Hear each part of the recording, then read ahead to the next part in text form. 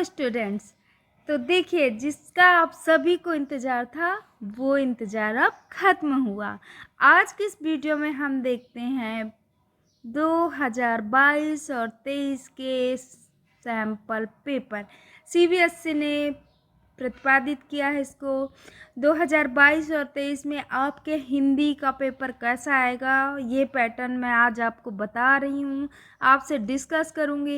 अगर आपको ये वीडियो अच्छी लगी हो, अगर आपको इसका सलूशन चाहिए तो मैं आपको वो भी दूँगी, लेकिन उसके पहले आज आप ये देखिए कि कैसा आपका पेपर आने वाला है 2023, जो मार्च में आपके सीबीएसई बोर्ड क्लास 10 का एग्ज़ाम होने वाला है, उसका पेपर पैटर्न आज आप इस वीडियो में पूरा अंत तक देखिए। तो चलिए चलते हैं आगे।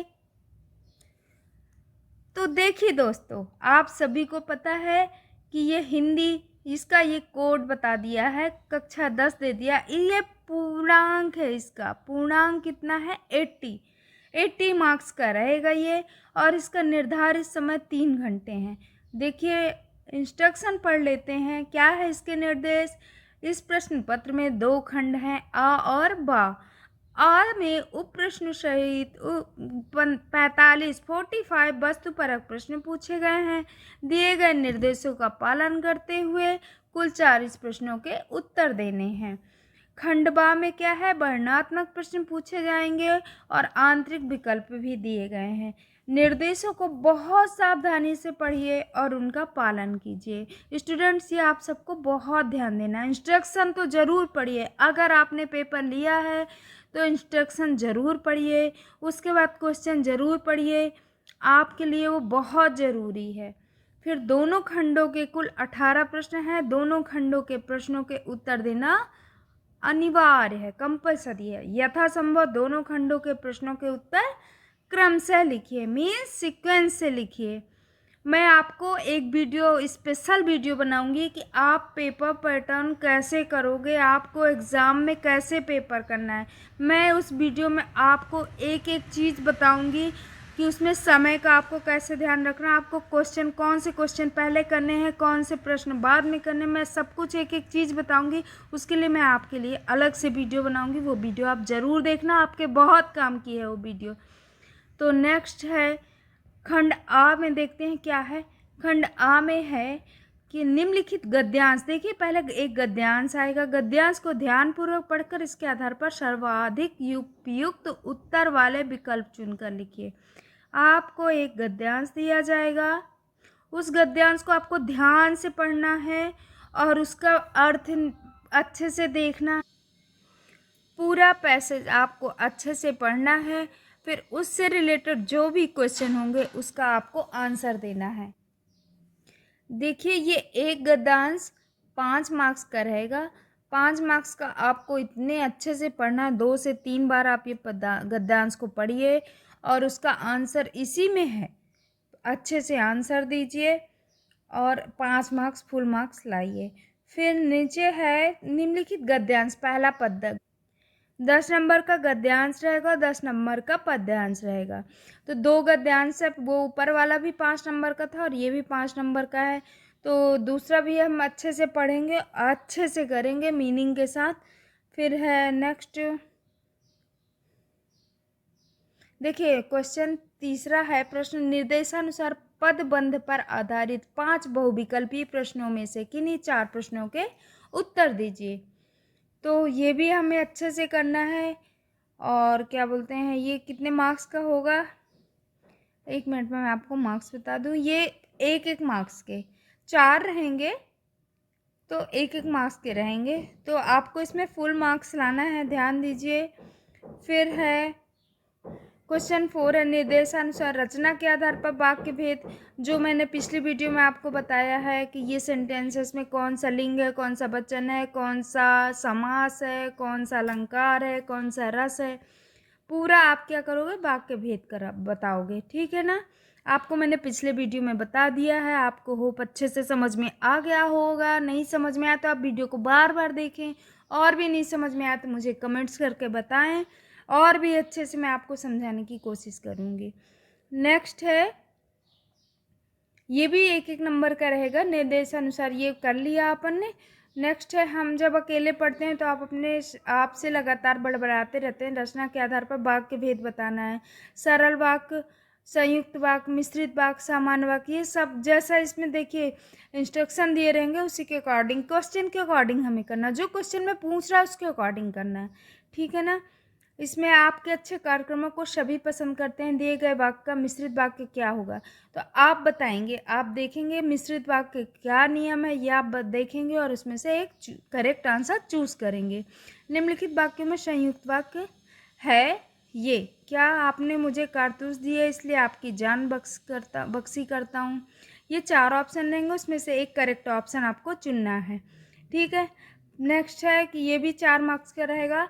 क्वेश्चन 5 है, निर्देशानुसार समास पर आधारित 5 विकल्पी प्रश्नों में से किन्हीं 4 प्रश्नों के उत्तर दीजिए। महावीर शब्द समस्त पद कौन से समास का उदाहरण है, तो आप बताओगे द्विग समास का है। एक करेक्ट आंसर चुनोगे।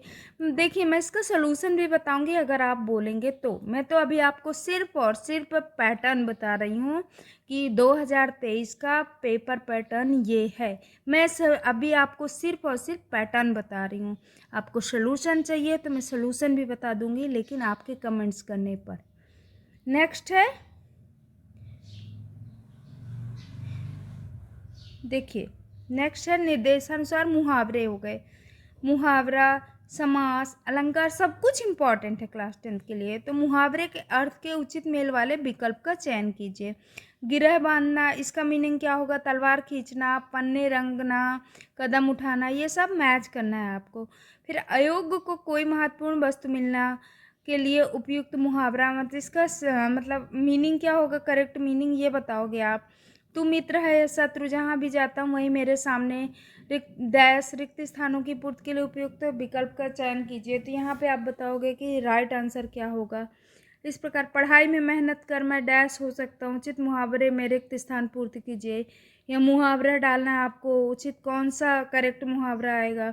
रेखांकित अंश के लिए कौन सा मुहावरा प्रयुक्त होगा, जो रेखांकित है वाक्य वहाँ पे मुहावरा कौन सा वो होगा, वो आपको लिखना फिक्स होगा। अत्यधिक दुखी होना अर्थ के लिए उपयुक्त मुहावरा क्या है, तो ये रहेगा मुहावरे में। अब है क्वेश्चन 7, निम्नलिखित पद्यांश को पढ़कर पूछे गए प्रश्नों के उत्तर के लिए सही विकल्प का चयन कीजिए। देखिए गद्यांश ऊपर 2 रहेंगे 10 नंबर के, और आपके 10 नंबर के 2 ये पद्यांश रहेंगे। तो 20 नंबर का सिर्फ आपका गद्यांश और पद्यांश, 10 नंबर के 2 गद्यांश 5-5 नंबर के, और 10 नंबर का 2 पद्यांश 5-5 नंबर के। तो 20 नंबर तो ये आपके पेपर में ही रहता है। मैं पेपर का डिस्कस भी करूँगी, आपको एक एक चीज़ बताऊँगी। अभी चलिए नेक्स्ट क्या है, ये दोनों क्या हो गए, पद्यांश हो गए, पद्यांश करेंगे हम। फिर है दोनों पद्यांश के बाद निम्नलिखित प्रश्नों के उत्तर देने के लिए उचित विकल्प का चयन कीजिए। तुम ही राम तुम ही लक्ष्मण कवि ने ऐसा कहा है क्योंकि ये तो पद्यांश का ही है, गद्यांश का ही है, ये गद्यांश का हो गया। इसके बाद हम आते हैं ये गद्यांश, ये प्रश्न 10, निम्नलिखित प्रश्नों के उत्तर देने के लिए उचित विकल्प का चयन कीजिए। तो क्या करेंगे, निम्नलिखित में से कौन से वाक्य बड़े भाई साहब कहानी से प्राप्त प्रेरणा को दर्शाती है। ये तो उसका है, लिटरेचर का है। निम्नलिखित प्रश्नों में से किन्हीं 2 प्रश्नों के उत्तर लगभग 60 शब्दों में दीजिए। तो 2-2 नंबर के हैं ये 2 क्वेश्चन, और 3-3 नंबर के हैं ये 2 क्वेश्चन। ठीक है। भ्रमण हम सभी के जीवन का अभिन्न अंग है। अपनी व्यस्ततम दिनचर्या के बीच चैन से भरे कुछ पल शायद हम इसी प्रकार निकाल सकते हैं। शांत वातावरण में अपने तथा अपनों के लिए जीवन व्यतीत करना आवश्यक है। तो आपके द्वारा इस पाठ्यक्रम में पढ़े गए पाठ में चैन भरे पल बिताने के लिए लेखक ने क्या किया, क्या वास्तव में सभी को इसकी आवश्यकता है, अपने विचार व्यक्त कीजिए।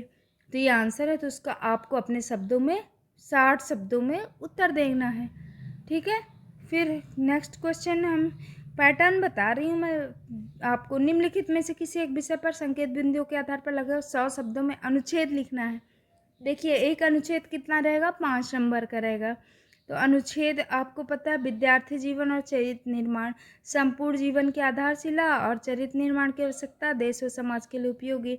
ये क्या है, इसका पॉइंट्स लिखेंगे ये। फिर दूसरा 2020 क्रिकेट का रोमांच, इसमें मैच कब और कहाँ हुआ, टीमों का संघर्ष और दर्शकों की प्रतिक्रिया, दौड़ती हुई जिंदगी कैसे, कारण, आवश्यकता में वृद्धि और क्या करें। ठीक है। क्वेश्चन 15 है, आप वेणी राजगोपाल हैं। हिंदुस्तान टाइम्स दिल्ली के संपादक के नाम एक पत्र लिखकर सामाजिक जीवन में बढ़ रही हिंसा पर अपने विचार व्यक्त कीजिए। और शब्द सीमा 100 शब्द रहेंगे इसमें। ये भी 5 मार्क्स का रहेगा।